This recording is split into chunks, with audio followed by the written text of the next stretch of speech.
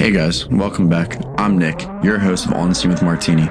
Make sure to like, comment, subscribe, and don't forget, you are the scene.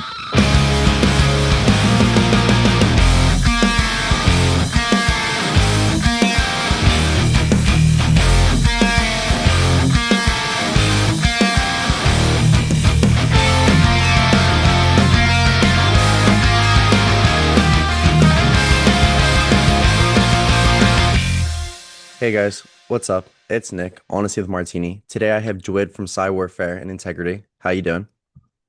I'm doing good, Nick. How are you? Good. Thank you so much for joining. I really appreciate it. My pleasure. Just kind of want to get started on what was like your introduction to the music scene. Oh, to music. Um, well, I grew up in Indiana and on like a farm type setting.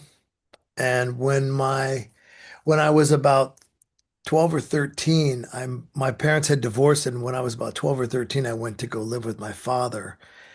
And he had moved to Louisville, Kentucky, which appeared to be like a big city to me based off of what I had experienced prior to that. And he and my stepmother had noticed that some of the other children would ride to school on skateboards. And so they assumed that must be what kids do. Let's get him a skateboard. And they got me a skateboard. I rode to school, noticed that other kids had skateboards, became friendly with them, and then they dubbed cassette tapes. This was in 84, 83, and they had dubbed cassette tapes for me of bands that they liked. Oh, have you ever heard of this band? I'd be like, no, I don't know anything about any of this stuff. So they would dub bands and give me cassettes, and that's how I learned about underground music from these dubbed cassettes from skateboarders. What were some of like the first music or bands that you were familiar with from those cassettes? Well, I wasn't familiar with anything because I'd lived in Indiana and I didn't know that that type of music existed prior to the tapes. But some of the tapes that they gave me were like Dead Kennedys, Black Flag, bands like that. Also, Motley Crue and Dio and Black Sabbath. Um, so it was kind of a mixed bag, but I didn't know that there was any difference. And then there would be, in addition to that, that was at the same moment in time when hip hop was kind of going, spreading its wings and going across the nation. And in my music class, there was the teacher. I don't know if the teacher was trying to endear themselves to the students or what it was, or if the students sort of like influenced the teacher. But either way, some of the music class, we would listen to hip hop on the radio. And that's how I discovered that kind of music as well. And they had things like the Rappin' Duke and like Real Roxanne, like really early stuff, like the first or second wave of hip hop. And in my head, because I came from nowhere, I just thought this was all the same kind of music.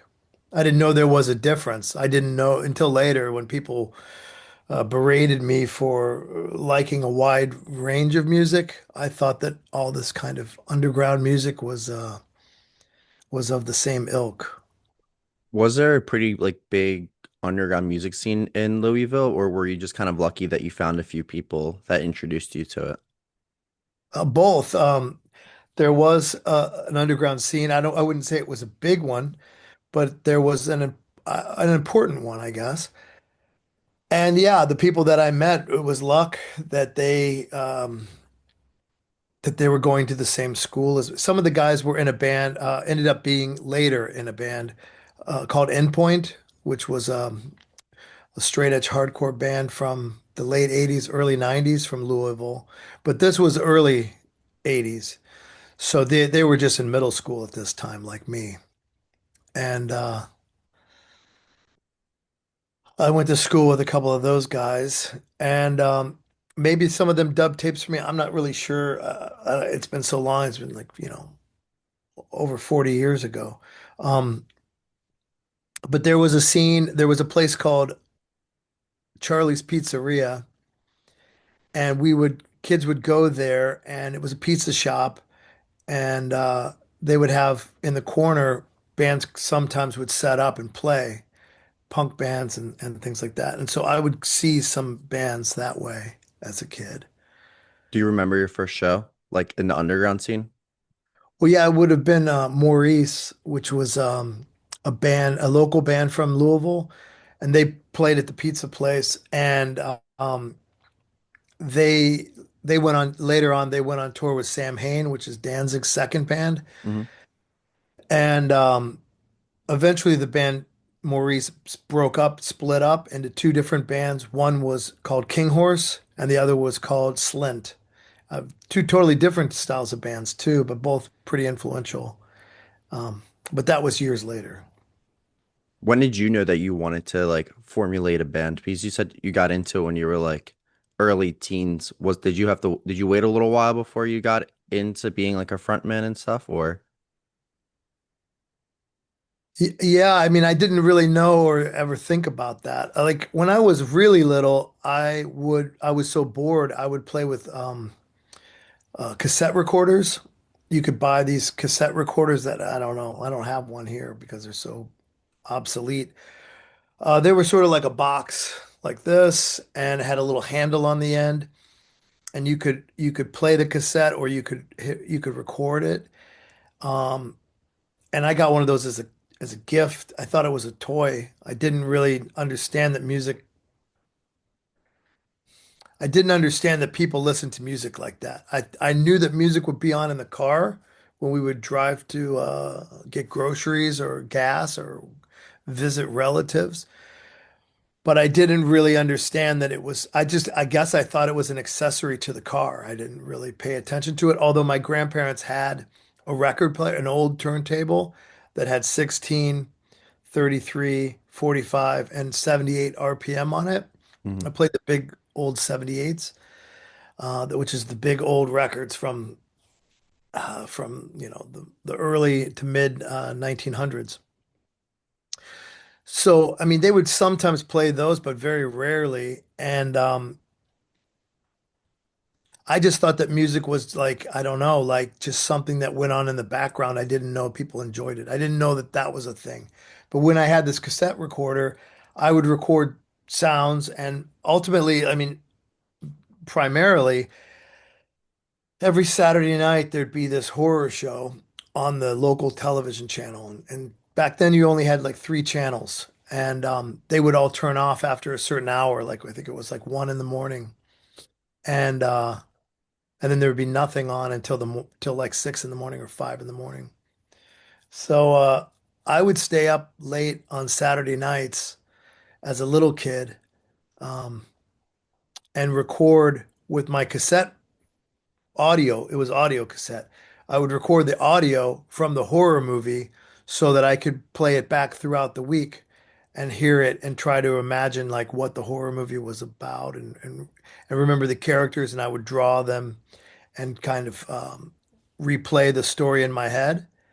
But I would always misremember what I saw because I could only capture the audio, which at the time disappointed me and frustrated me. But in retrospect, it was a great way for me to develop my imagination because I was creating new creatures in my head because I couldn't remember all the details, or creating new scenarios because I couldn't remember the visuals. And at the time, you couldn't record video. It didn't exist yet, or at least it didn't exist in my world.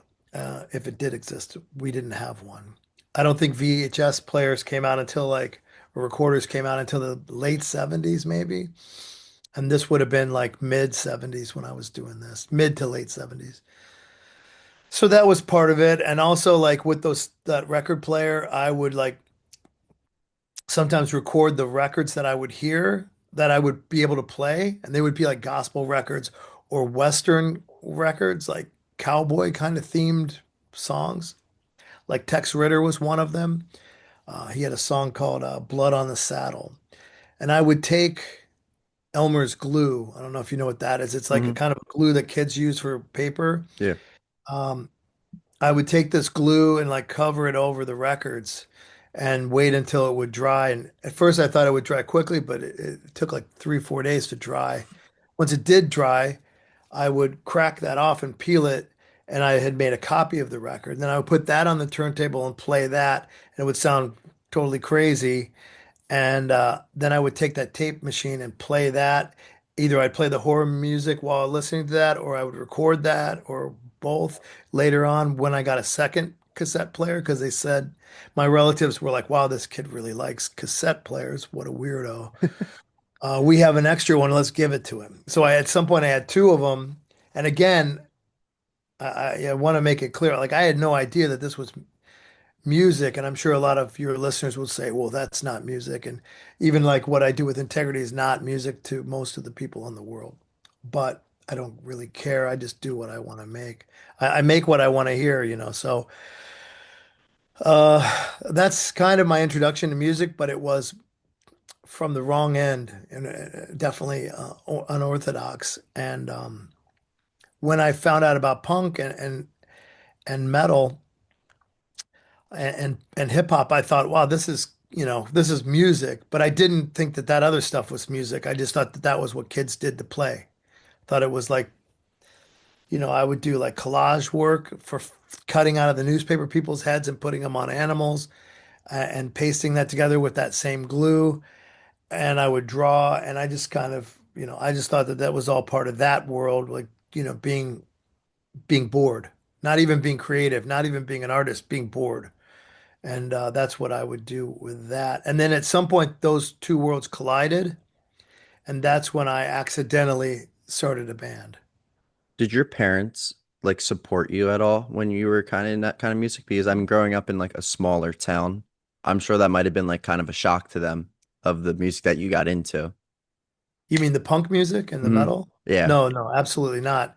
They thought that that was the devil's music and that I was the devil's offspring because of it. And I got locked up because of it for almost a year to try to get reprogrammed or deprogrammed or whatever. yeah. Did Try you to f- get me out of listening to that kind of music.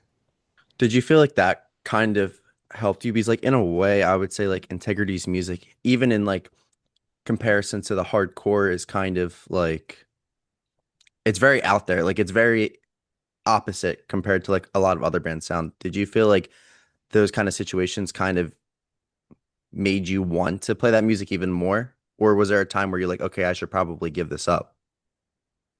No, I mean, it emboldened me that it was dangerous. It emboldened me that it was outlaw music to my family, to society.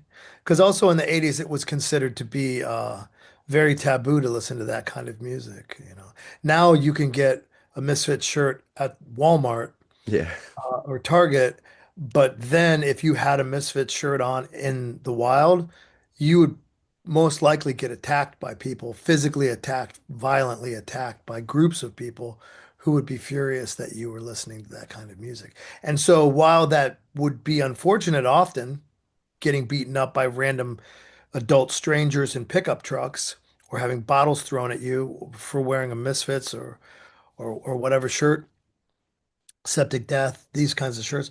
But at the same time, I mean, it kind of for me, it didn't make me say, "Oh, I'm going to give this up." Boo hoo! It made me more emboldened, more passionate for the music, and it made me feel more integrated in the music. I think more part of it.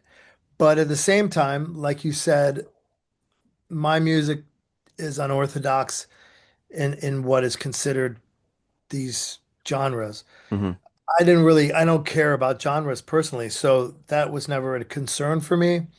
And also, my understanding from getting into this underground music was that it was nonconformist. So whenever I saw bands that were too conforming with one another, it kind of would often make me feel uncomfortable or make me think, "Ah, I don't know if I like this because it's so, they're following the leader too much, you know." gotcha. Even when bands emulate my band, I find it to be atrocious, not because, you know, not because I don't think that they're doing a good job of it, and sometimes they are and sometimes they're not, but it's more the fact that, you know, they're just they're they're embodying someone else's frustrations and passions when they should be embodying their own. And so that's what gets me confused, I guess, would be the way. Because a lot of people come to me very excited, um, almost as if I'm their teacher and they're bringing me this book report that they're very proud of, but it's just plagiarized a book report that I did when I was a kid. So I think I kind of feel a little bit awkward because I'm not impressed by that, you know. Hmm. Did you feel It's like, nice that people enjoy the music. yeah, I appreciate that they can feel a connection to the music, but I think that, you know, I mean, when I was a kid too, I would emulate other people and I would, because you have to find your way. You have to put reverse engineer things, figure it out that way. I understand, and I always try to explain to the people that I'm not being critical just to be critical, but because I would like for them to find their own voice and find their own way. can we kind of jump forward to where like what was the starting point of integrity? Like how did integrity kind of formulate? Oh, so integrity. Let me think. How's the best way to say it? I had a band called Die Hard, and that would have been for me my reverse engineering band because I learned how things worked, how I didn't know what a chorus was, I didn't know what a verse was, I didn't know anything. So I sort of would have to take apart other people's songs and like, and this is before you had computers, so now you can have a wave and you can look at it, you can say, okay, these are the parts, and that's how it works. Back then, you had to just sort of map it out in your mind and hope that you were right. And sometimes I'd do it on paper. Um, that's how I got to figure out how song structures worked. And there wasn't YouTube, there wasn't any kind of class for that. So you had to just do it on your own. As far as integrity is concerned, I had thought I want to do a band after Die Hard that would be a better band, that would be integrity. I had the logos, I would even print shirts because I was in the art program at my school. And we had a graphics department and I had access to all of the equipment and I could pretty much do whatever I wanted because the teacher was gone and I was sort of in charge of the class. So I would pillage the resources that the school had to make stickers for my skateboard team and for my band, and also make shirts whenever I wanted to because I just could. Um, I would give away the shirts to friends. And at some point, and I was friends with a lot of the youth crew guys. Like I saw Purcell was on your show Hmm. recently. I was friends with Purcell. I was friends with all the youth crew guys, and I was friends with Gorilla Biscuits. And Gorilla Biscuits were coming through. They had just done a 7-inch on Revelation, and I gave some of those guys some of these dumb shirts that I'd made. And yeah, I'm sure they thought of it as, oh yeah, this is a clean shirt. We can wear it for a day, throw it away because we can't do laundry on tour. Yeah. The next stop from Cleveland, I lived in Cleveland at this time, sorry. Before I was in Louisville, by the time I was 15 or 16, we moved to Cleveland. So we missed a chunk, but it doesn't really matter. So Gorilla Biscuits, I gave some of the guys shirts, and one of my friends was with them. He was their roadie. His name was Mike Nike. He also did photography for them for the tour. And when they got to Chicago, this guy who had just started a label called Victory Records, they had only had two 7-inches out at the time, wanted to put out the Gorilla Biscuits album. But Gorilla Biscuits had already recorded the album and it was coming out very soon on Revelation. So I think it was Walter, one of the guys said, thanks for the offer to do a record on your new label, Victory Records, but we already have a deal with our friend Jordan from Revelation. It's already coming out or is out or whatever. But our friend Dwid has this band, Integrity.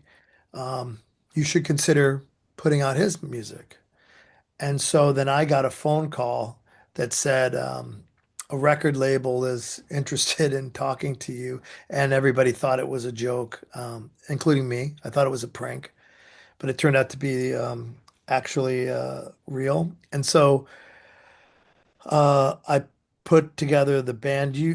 using some of the guys that were in Die Hard. My good friend Aaron Melnick, in particular, he was a bass player for Die Hard, and in Integrity, he was a guitar player. And we put together a demo. We got approved for the demo. We recorded a 7 inch, and this would have been by now 1989 that we recorded the 7 inch. And again, back to Purcell. Judge, our friends, offered us an opening slot for their tour, and we hadn't played any shows yet, and at all, no local shows. We'd played zero shows as Integrity, so we went out on tour with them, and our first shows were out of state. The first show was in Reading, Pennsylvania, and we That's where did I several. live currently. Is it? Okay, so it Yeah. was called the Unisound Okay. in Reading. That was the first show that Integrity ever played with Judge and Turning Point and a couple other bands. I can't remember their names right now. And that was the very first show Integrity played.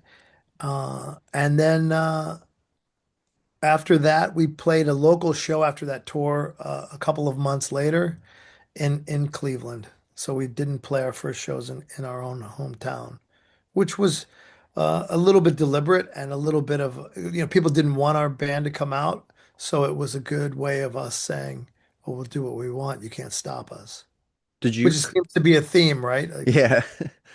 Did you create the integrity logo then? Like the one that's like when sorry, I know you created, but when you first started, like what was kind of like the brainstorming?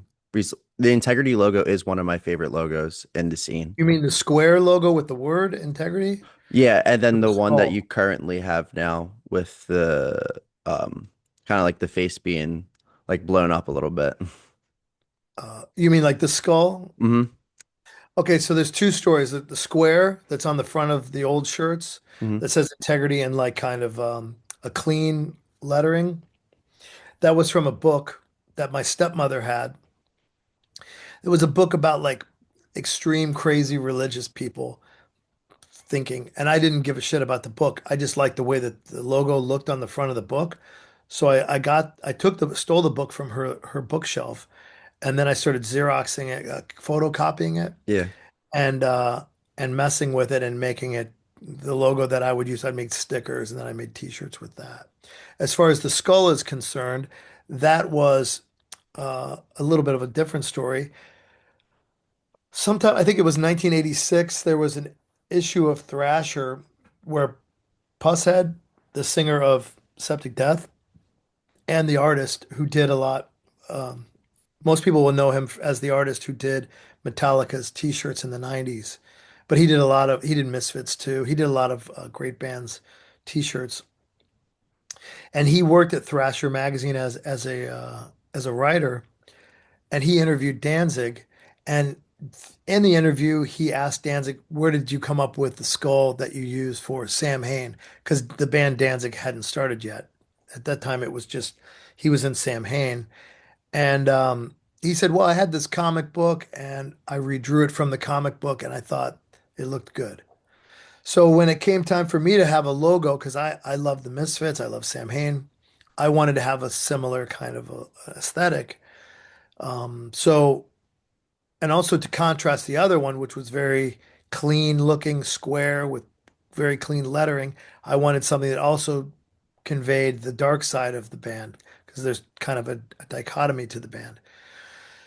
So I had this really great comic book called Blood a Tale, and there was a painting inside the comic of this portrait of a vampire, and I redrew the head that was painted by Kent Williams. I hand drew it with a pen and made it high contrast and stark, and that was how I came to that logo, based off of kind of without unintentionally Danzig's recommendation or at least guidance on how he came up with his.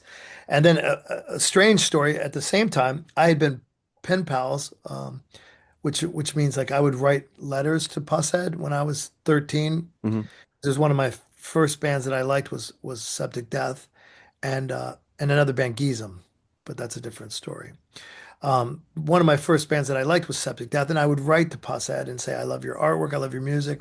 And I was a little kid, and he would write me back and say encouraging things. He's a great guy. And so when it came time for me to do a record called Humanity is the Devil, this would have been like um, 96, I think, 95, 96. I reached out to him and I said, I know you're doing a lot of Metallica, but it's always been a dream of mine to have you do some artwork for my band. Would you be interested? And he said, sure, I'll do it. And he said, you know, what's funny is that skull that you use, that's from the comic book Blood a Tale, right? From Kent Williams did that painting. I said, yeah, how'd you know? He goes, well, above my bed in my bedroom, I have the original painting hanging there. So it came full circle that way. So That's pretty cool awesome. story. Yeah. Were you a comic book fan, or did you kind of just get lucky when you were Yeah, looking for? I still am a comic book fan, but I definitely was more of a comic book fan back then because that was the only source of entertainment I would have pretty Mhm. much back then. Now I can do more things and I'm busy with music too and my I'm life. I'm a big comic book collector as well, and like I read a ton. What were like some of like heroes or like villains, monsters, series in general that you kind of enjoyed that maybe inspired your music a little bit or just inspired you as a whole because you're also a really talented artist? Well, thanks. I really enjoyed Marvel had a series in the 70s and I think it was just the 70s of like Dracula and Frankenstein Hmm. and like the horror kind of creatures and I really liked those because they were drawn in like they were drawn really fast and really sloppy, but it had a charm to it that appealed to me. And there was a style of graphic design that was done back in those days, which involved halftone screens, and the screens would be poorly placed, or they would just be kind of sloppy. Hmm. And I really like that. Like those dots being too big, like you're like, whoa, that I can see these dots. It's not subtle, it's not blending anything so that it looks nice because they had a low budget or they just didn't have the capability of doing it nicely. So I came to really fall in love with that look. And I use that sometimes with my artwork. Um, So from the beginning, then you were pretty much doing a lot of the artwork for the band. Even now, you're still doing the artwork for the band. Was there like a time that you ever gave away like that creative control for like the album art, or was that a pretty hard thing to do? well, the first one that I did was Pusshead, Pusshead from Septic Death that we spoke about earlier. Hmm. He did the album cover "Humanity's the Devil" for Integrity, and that would have been, I think, the first time that. No, that's not true. That's not the first time. The first time that someone other than me did an Integrity cover was the second um, release of the first 7 inch In Contrast of Sen, Integrity 7 inch In Contrast of Sen.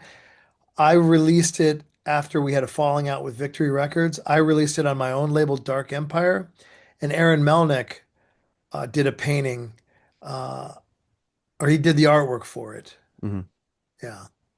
Is that And then later he did artwork for a split that we did. I want to say maybe it was a split, Integrity split with either Lockweld or with Psywarfare. I don't remember which. And he did a painting, an oil painting of the Integrity skull.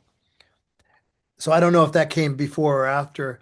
That one came before or after Humanity's the Devil. But so the two first ones would have been Aaron Melnick and Pusshead. So Aaron's in good company there. I was gonna say, did you was it difficult for you to kind of give away that control? Yes, Yeah. because it made me completely feel crazy in a negative way. But what's an Not that I didn't trust them, but it was yeah, just it's like a thing. It's like a I don't know, a mental problem. I get it. I mean, it's also like your baby. And Like Pushead's like the greatest illustrator in the world. So it's pretty sad that I felt uncomfortable. I think he did a fantastic job, of course, but at the time I was like, I wanted to really like micromanage and really be a pain in the ass. I'm sure he hated it. is there an album cover that like you're probably most proud of that you've done? Or like little tidbit, like a center label or logo or shirt or anything? Because I really like the Seasons and the Size of Days album cover. So it depends on which version you're talking about. The Victory version, after Pushead did the Humanity cover, I was like, well, I can't outdo that. So I found a friend of mine. I asked a friend of mine named Stephen Kasner to do the artwork for that. So if you're talking about the '90s version of Seasons, that would have been done by Stephen Kasner, and I I- did not do that artwork. Is that the one with the cross on the head? Or is that the Well, the one that came out on Relapse is the one I did. That came yes, out a couple of that's years the one ago. I'm talking about, the deluxe version, I think they put it out as. Or Yeah, for that's us at least. mine. But that was my homage to Stephen. Mm. And Stephen had passed away a couple of years prior to that release. And so I wanted to still kind of honor him and a bit channel him, I suppose, you know. What mediums do you typically use when you're drawing for covers and stuff? Or are you more digital now? It ends up going digital, of course, because I have to send it to someone digitally, and then when I get it into get it into my computer, then I have this like thing. I was talking with my friend Marco this morning about this problem that I have, and he has it too. Is that like, okay, now it's in the computer, and oh, I could do better, and then I start tinkering with it, and then I keep tinkering with it until like the last second possible, and you know, and then it has to be torn out of my hands because I'll just want to keep updating it and adding to it, and I have to like I became better at it, but it's not easy for me to like stop. I want Mm. to just keep doing it, and I'll even do it until I ruin it. So it can be like bad that way too. I've had situations where I'm like, oh, this looks great. I bet if I do like 10 other things, it'll look better. And then I just destroy the whole thing. So I've gotten better at learning when to stop and just to hand it off. But it's not something that's natural for me. I had to really train myself to do that. Going back to when you were saying how your first show was in Reading and playing with Judge, what was it like playing the integrity style of music with more of a classic hardcore sounding band? Like, did you get like a good response from the audience, or was it kind of just like we got to go up there regardless and play? Well, have you ever heard the first 7 inch Incatrast of Sin? Hmm. So A little it's bit a more little hardcore. closer to what I'm sorry. Sorry, no, no, you go, you go. No, it's okay. Go. I was gonna say it's a little bit more hardcore sounding compared to like Yeah. the more common, the more newer stuff that you guys have been putting out. Yeah, that it definitely was easier to transition at that time with that material than it would be with later material, Hmm. including even the first album would have been difficult probably for those audiences. But w- I- we didn't think I didn't think about it in that term. I never like again like I never thought, oh, we should fit sound like everybody else. I thought we should sound not like everybody else. Although there are some songs like if you listen to that 7 inch, there's some songs like there's a song that Tom wrote that sounds almost exactly like a Judge song, you know, like the bass line and stuff. It's like Hmm. almost completely homage, if that's and that's being generous to call it an homage. But Purcell should collect royalties from Tom. But but I don't think people even paid any attention to us, you know. I don't remember. I just remember Aaron and I thought that everybody wanted to kill us all the time and that it was us against the world. Hmm. And so we just believed that. And so when we went out, we were kind of like, you know, those old karate movies or kung fu movies where like there's two guys go into a place and there's like 5,000 people trying to fight them. It just always felt like that. And maybe that sense of danger uh, added to the our performance and added to like what how we executed the music. I mean, it had to have, right? Yeah. It wasn't on purpose. It was just like we just were crazy kids that just were outcasts, and we were even outcasts in the punk scene. So that was a strange place to be. What was kind of like a moment then when you guys kind of switched to the more darker sounding that you guys still carry on to today? Well, that 7 inch was darker sounding, and it had when it came out, people were mad because it had solos and it had lyrics that were, I mean, at the time they thought those lyrics were super crazy. Uh, Compared to the lyrics later, they were nothing. They were like the most Like chill. acceptable. Yeah, they were like totally fitting in with more so fitting in with the rest of the climate of that time. But there would be people who would make zines solely to say, don't listen to this band. They're too different than what we want to hear, and it's ruining. But just 2, 3 years prior to that, hardcore was so diverse. All the bands sounded completely different. And that was what I thought was interesting about the genre was the diversity. And then it got to a point where everything was so homogenized and similar, almost mass produced, and it made me lose interest in a lot of the bands that had come out. And also at the time, our band was all I cared about. So if I wanted to hear something, we would make our own song. So we'd say, oh, what would be cool is, we would listen to some band and be like, this is pretty cool, but man, wouldn't it be awesome if like this part was different and they did this? And like, what if the singer sounded like different? And, what if whatever? And then we would make our songs based off that idea. You guys put out two splits this year, one with Earth's Crisis and then one more recently with Scarhead. What typically like when you see splits, at least from like a new age of hardcore, we see it where bands are doing it to help promote other bands. Now you're kind of like you're obviously a lot more like formulated and situated and respected in the scene. What kind of made you want to do those splits? Well, there are two different stories, I guess. The Earth Crisis one, I think I think that Danny from Holy Mountain Printing and Records came up with the idea of it, but I can't really remember because we had played some shows also with Earth Crisis. So maybe it was the band's idea and they went through Danny. I don't really remember. But the idea for that record was we would cover them, they would cover us, and let's see how that would turn out. Um, it wasn't to promote either band. It was more like I like to record. I like to make things. So when I had the opportunity to do it, I was like, oh, that let's do it. That's something to do. Also, I was curious how it would turn out. Did you were you able to pick the song that you were able Yeah, to I do? could pick. I had my choice of what song to do, and they had their choice, of course. And so, like, yeah, with that song, I thought they had a song called "Cease to Exist," Hmm. which is also a Charles Manson song. And not only was it a Charles Manson song, but that was a song that Charles Manson sold to the Beach Boys, and they made a hit single out of it. So I thought, well, that would be a quite a, s- a side to do, so I can do a lot more things with it.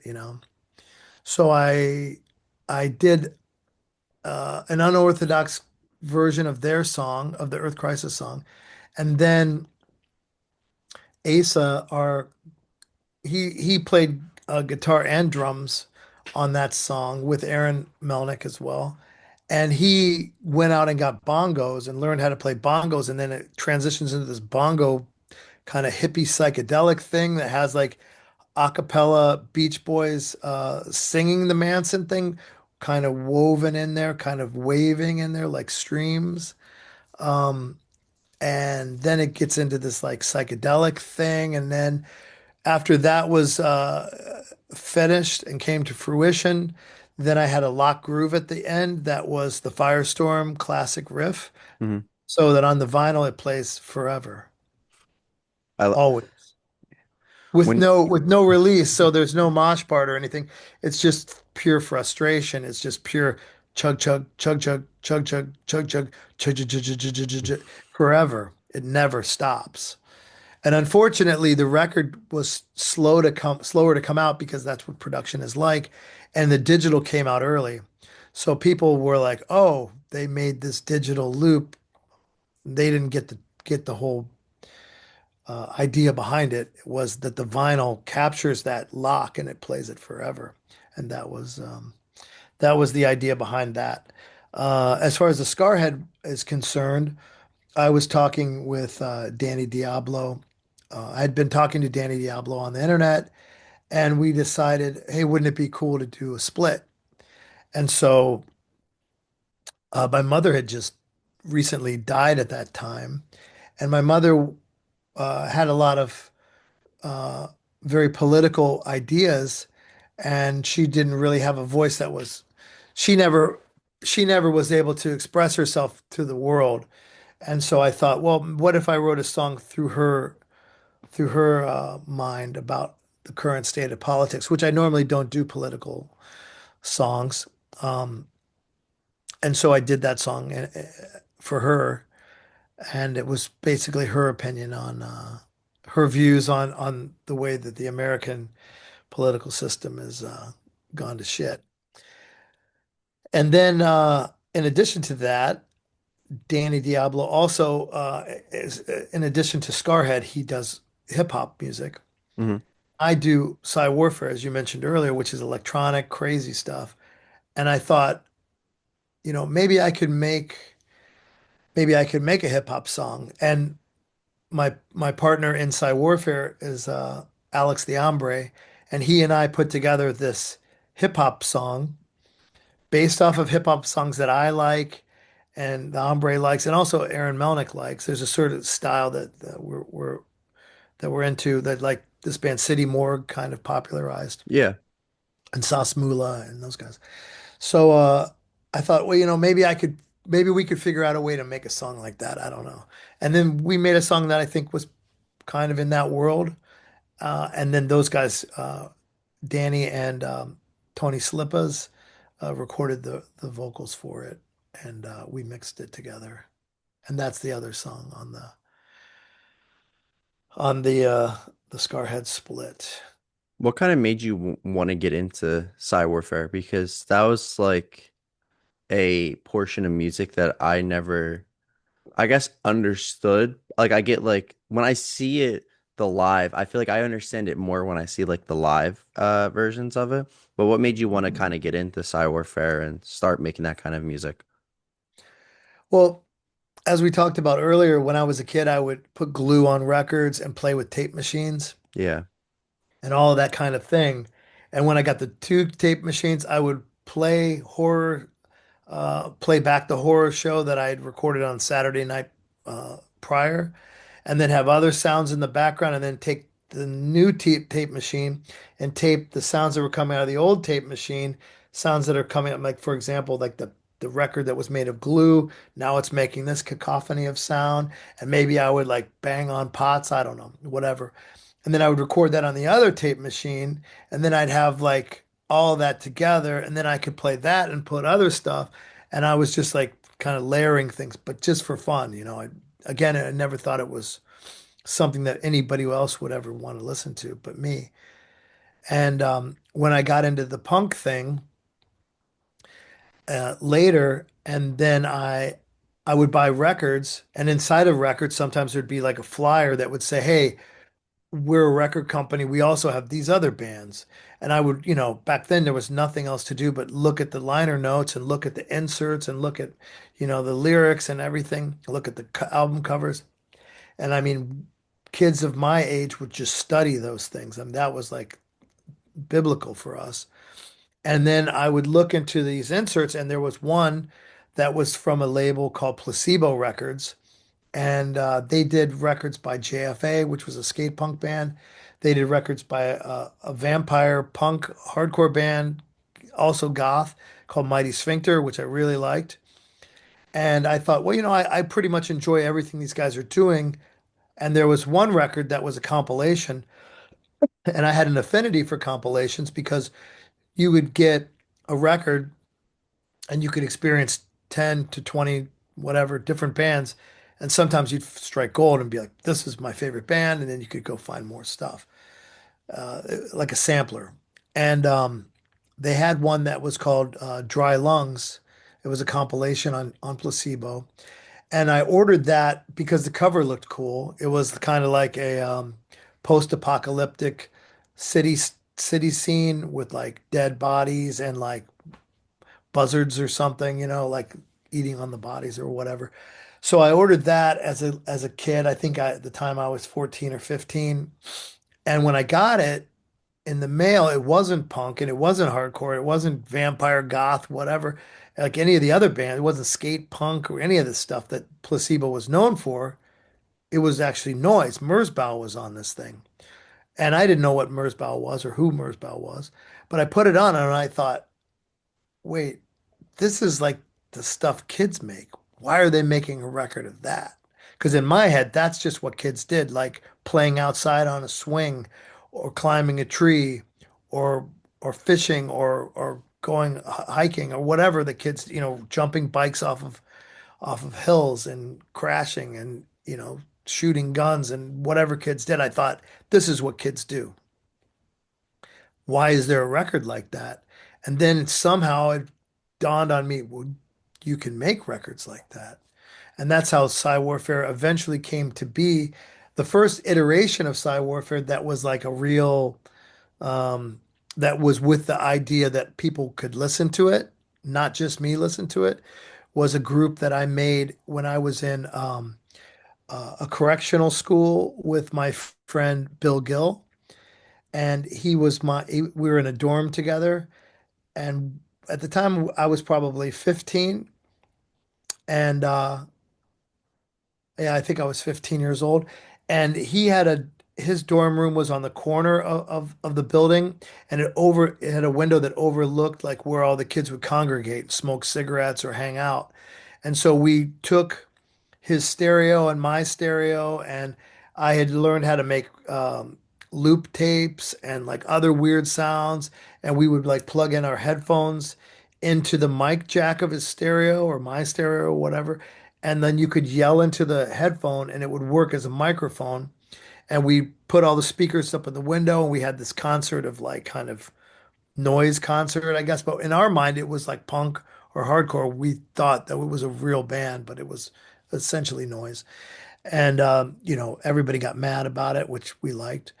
And that band was called Eerie Wax. So it was like the idea of wax like records, but also earwax like something disgusting, and eerie like creepy horror kind of thing, but also earwax and eerie wax. So that was our 15-year-old brains putting together a band. So that would have been the first iteration of what later became titled Psywarfare. And then from then I would just sort of mess around with things and sounds. And on the very first album by Integrity, there's a intro on the song "Those Fear Tomorrow," which is like a like a bass rumbling sound Hmm. with a serial killer sample that I placed over top of it. And so that would have been like my first recorded version of noise that got the public heard. And then maybe a year or so later, after that record came out, the Koresh compound in Waco, Texas, was raided by the ATF, and they had a standoff. And David Koresh played guitar, and he had put his amps up in the window, similar to Eerie Wax, I guess. And he would play like guitar leads and try to annoy them with his guitar playing. And so, in turn, the ATF brought out this thing called the Psychological Warfare Tactical Unit. And that was live streamed on CNN. And I watched the whole thing. And when they said, yeah, we're going to bring out the Psychological Warfare Tactical Unit and, combat his sounds with our sounds.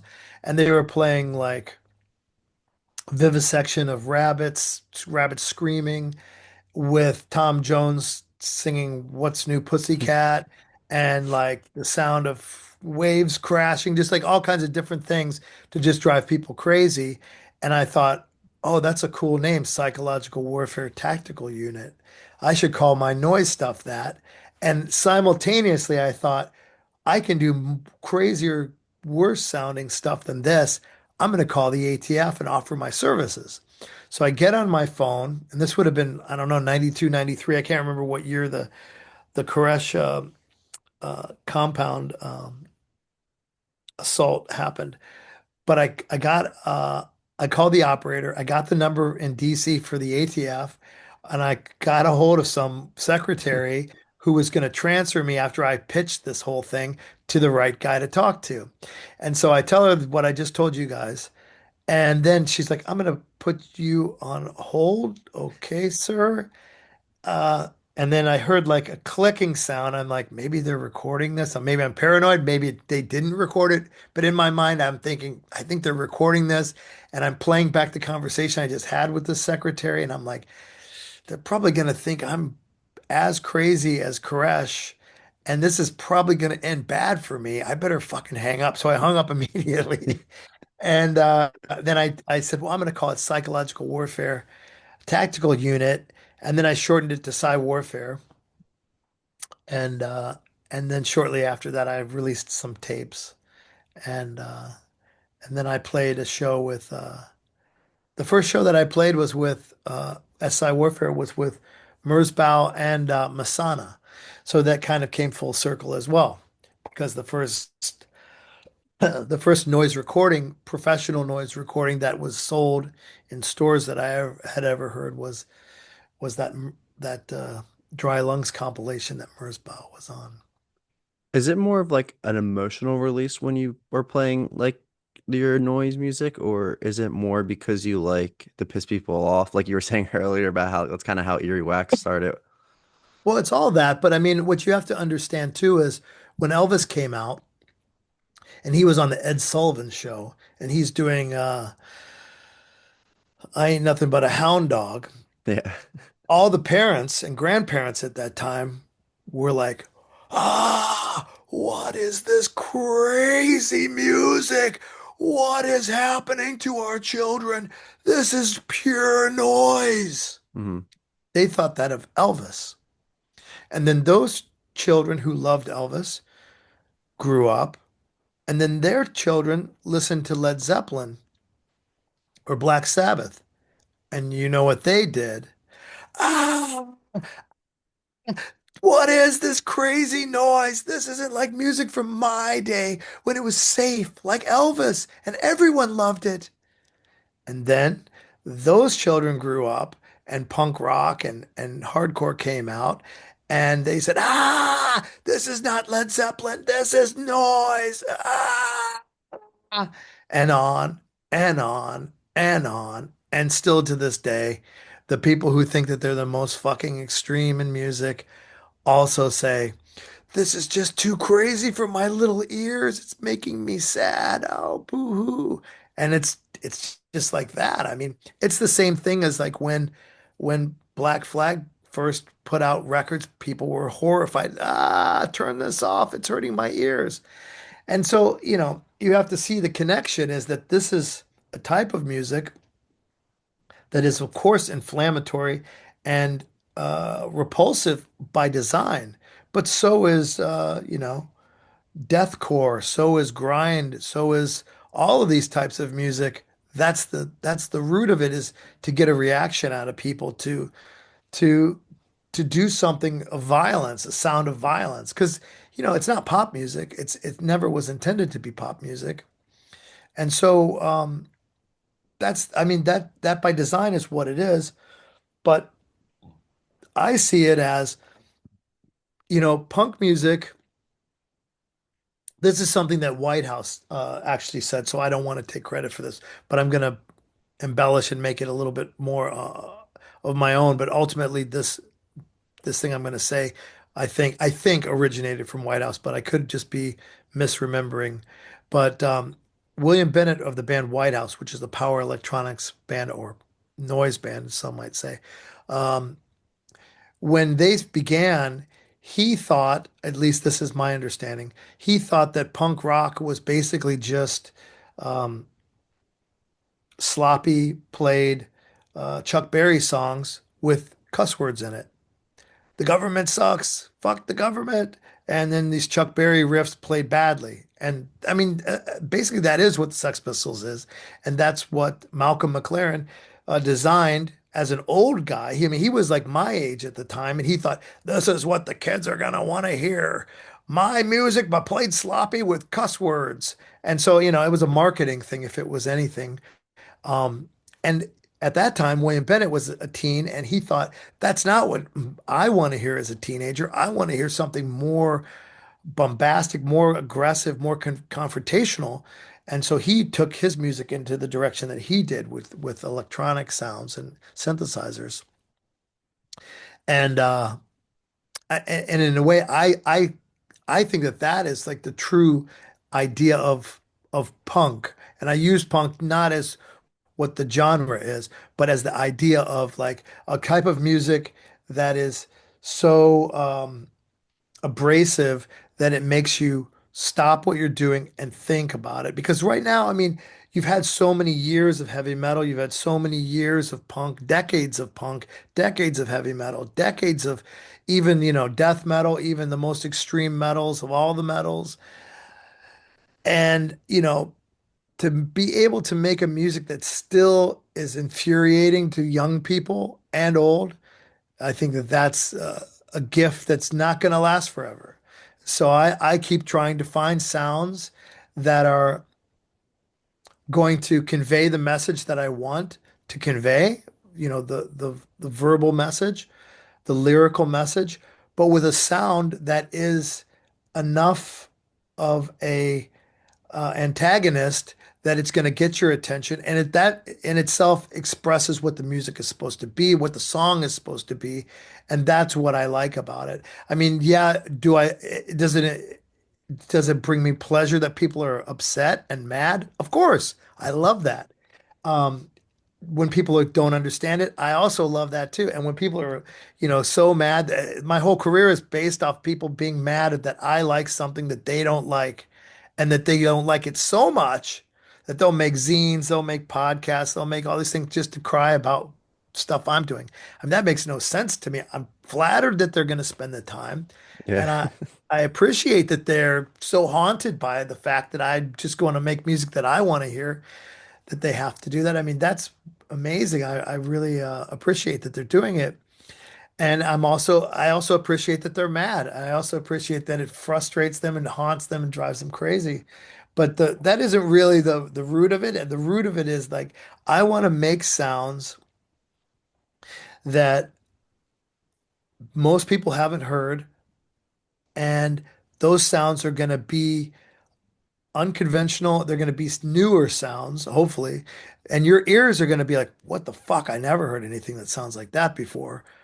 Why would someone make something that sounds this painful on my ears sometimes? Sometimes it's not painful. Sometimes it can even be, soothing. But it's just like depends on what the song is about. And you have a lot of freedom with it because you can do anything you want. Because I mean, I always could do whatever I want because I don't follow what the genres are. But in this genre in particular, you can just do anything. Not that I'm in the genre, but you got to talk like that Hmm.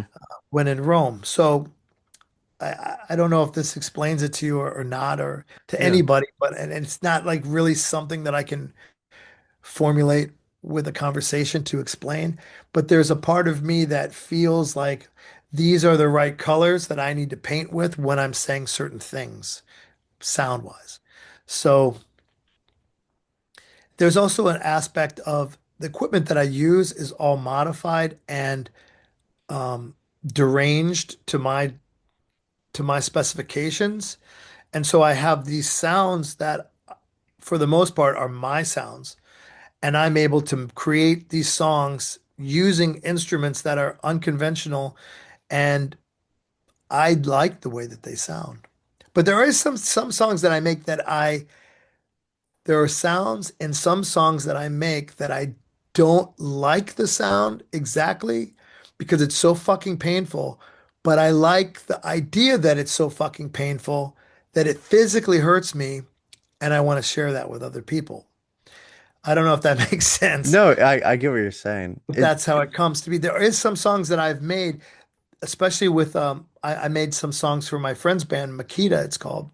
And the digital versions of those songs, some of the parts are so there. I made it with a frequency generator that's not a musical instrument, so I can reach sounds and frequencies that are like so painful to the human ear that it can give you like a fucking migraine, and it sounds like a needle is getting pushed through your eye as you're listening to it. And I love the idea that I can share that emotion with other people. I mean, they're not going to go dancing to this song, of course, but I like the idea of being able to make music that has a physical reaction to people. I guess that's what it is. It's like being Francis Bacon of sound, by doing this.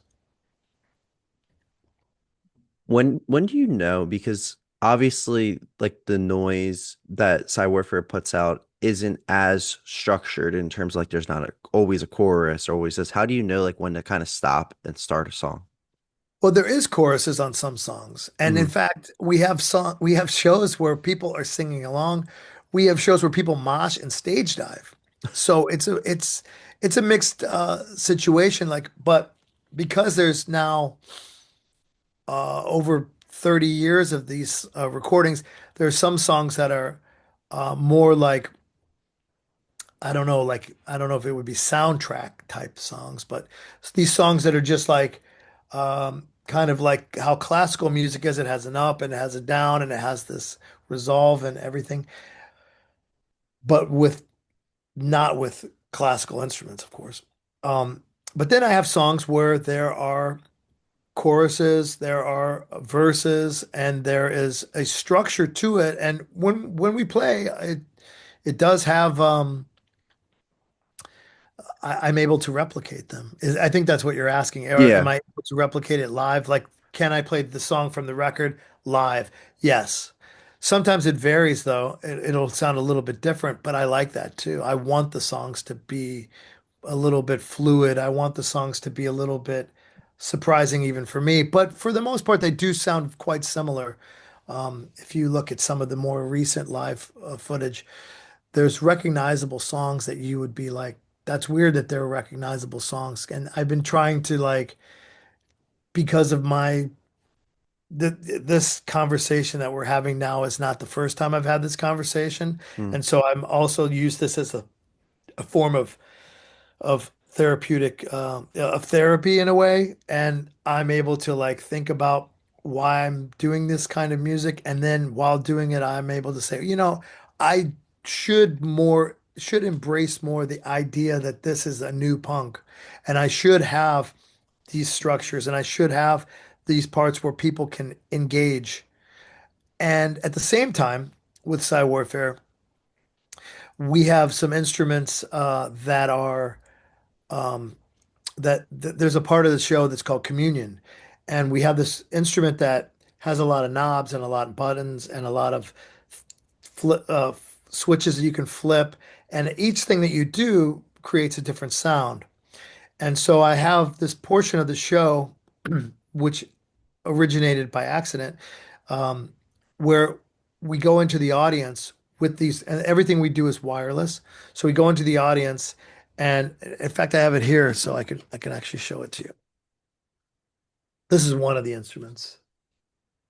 I don't know if you can see it, but you see all the Yeah. switches and stuff. Yeah. So these things can all be switched, and buttons can be pushed, and you can't really do anything wrong except for turn it off. That's the only time it's a problem, and then you just flip it back on. But what's interesting about this instrument is that it just makes all this, cacophony of sound. And originally I was playing several years ago in Australia, and I think it was Melbourne, and I had this instrument and it was wireless, and I went into the crowd and I would go into the crowd and smash into people and do the sounds and yell and everything. And then I some people started to touch it too and push on it. And at first I was gonna hit them. And then be defensive, be protective of the equipment 'cause I thought they're gonna break it. And then I thought, maybe it's better if they do play it. And so then I turned it around and I let them start playing it. And I could see on their faces that they were delighted by being able to play it. Because a lot of times people come to the show, similar to what you asked earlier, like, you know, and I don't mean to say like you were asking it in a negative way, but a lot of people will be like, oh, what is this kind of music about? It's so alien to me. I don't understand. Why would someone like that? And so I think a lot of times people come to those shows and they think this is maybe they do like it, but they don't know how to get to that place where they could do it too, like skateboarding or painting or whatever. Hmm. And so by allowing the other people to touch the people in the audience to touch the thing and when they touch certain things or turn certain knobs or push on or off certain switches, they can hear that something changed in the sound.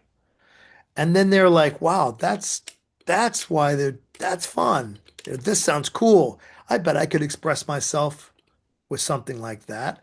And a lot, after that show, I started incorporating it into all the shows, and people would come up at the end of the night and say, I've gone to a lot of shows like this. I like this kind of music, but usually the performers are like super aloof, arrogant, introverted people who are gatekeepers and won't tell me how this stuff works. And you let me play this instrument on, part of your set. And I had such a fun time, and I think I'm going to start doing some music like this. I've had a lot of people say that. And I think that that's really cool that people are going to find a new way to express themselves. And maybe that person's going to make something so cool that nobody's ever heard of that before and make something phenomenal. So that's kind of a part of it. I think I really got off track of your question, so I No, apologize. you're good. I never mind a tangent when it comes to recording. Well, I'm often doing tangents, so you're in the right place.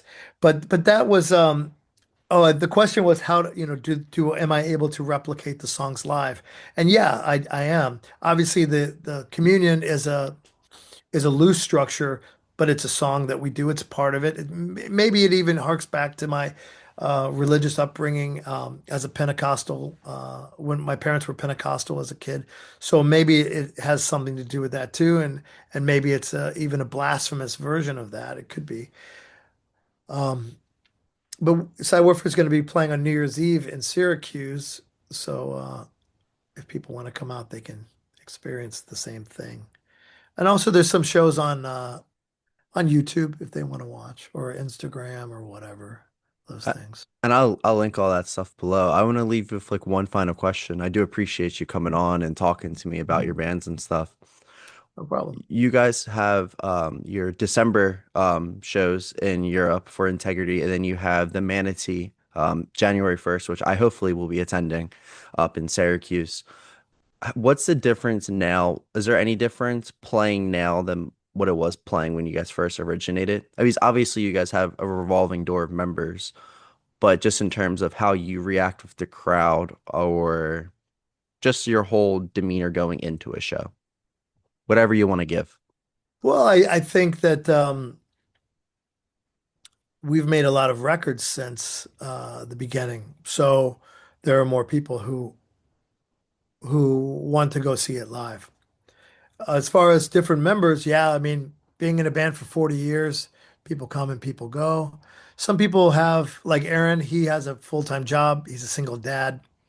He writes novels. He has, I don't know, like 4 or 5 different bands that he's also in addition to being a school teacher at a high school.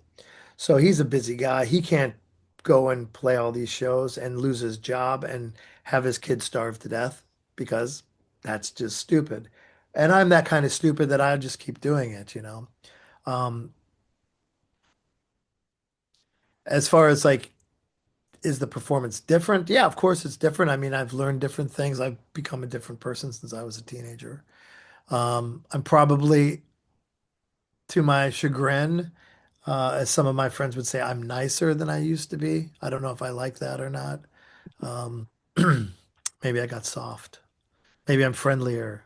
I used to be more, I used to have less tolerance for people, and now maybe I have a, a larger threshold for people. I don't know. Was there ever like a moment though, like I when we took our picture, we met at Underground Arts when you were on the Earth Crisis and Judge. I remember.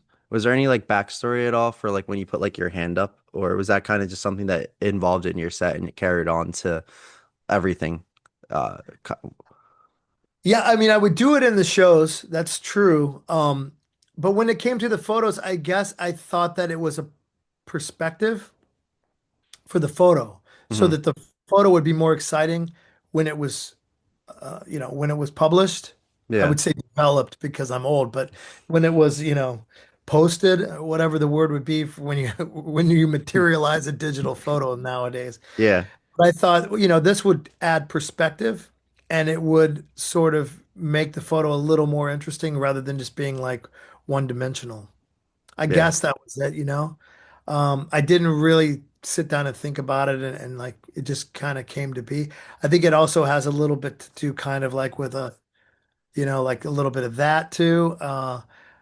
Like the end of a tap dance or something, but maybe also like holding the world and maybe also being a villain, like the world is in my palm and maybe there's fire coming out of my fingers. I don't really know. yeah, I started to do it and I didn't think about it. And then people were like, "Oh, you always do that." And then it sort of dawned on me that I did always do that. And then people wanted that. And so then I just continued to do it. And then my friends and I call it Comic-Con because,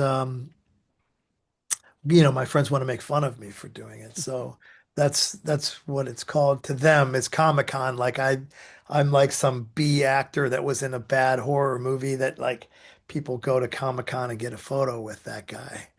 And then they post it on their Instagram and five people get a chuckle. So like I guess that's the whole genesis of that. But it would never was thought out. It was never an intentional thing. But I realize that some people find it to be fun, and so I do it as well. It's fun for me, I guess. It's similar to what I said before. It engages people, and people can have a good time. And so absolutely. I think that when I started out, I didn't want anybody to have a good time at all. So there's another difference in 40 years. The character development. Yeah, I guess, the villain became less of a villain over the years, maybe. I don't know. So, Well, thank you so much for joining. Again, I really do appreciate your time. And guys, there'll be some links below for Psywarfare Integrity. I know I don't have too many European listeners, but for my European listeners out there, they will be on tour coming up in December. And then I'm sure I'll see a ton of New York hardcore guys because it's a great bill for the Manatee show at the January 1st.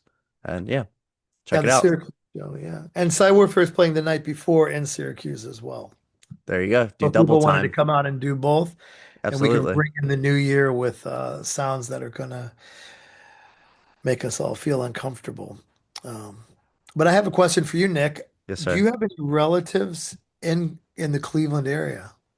Not that I'm aware of. Why do you know another Martini? I know a family of Martinis, Oh, and they're really? most of which are musicians Mm-hmm. and very creative people.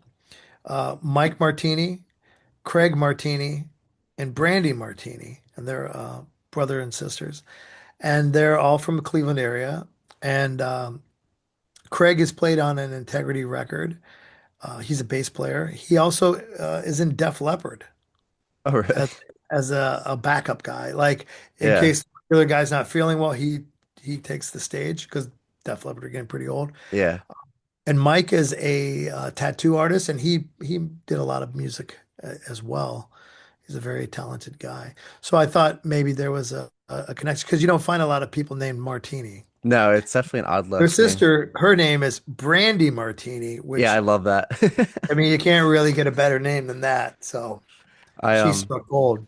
I'm a big baseball fan and there's a baseball player named Nick Martini as well. So Ah, I've met him. It was cool. It's like he was like, "What's your name?" I was like, "Nick." And he was like, "Oh, mine too." I was like, "Yeah, it's Nick Martini." He goes, "Oh, no shit, really?" And he thought I was messing with him. yeah. Had to show your driver's license. It's literally. Well, well, thank you so much. Yeah, And thank you, Nick. till next time, guys.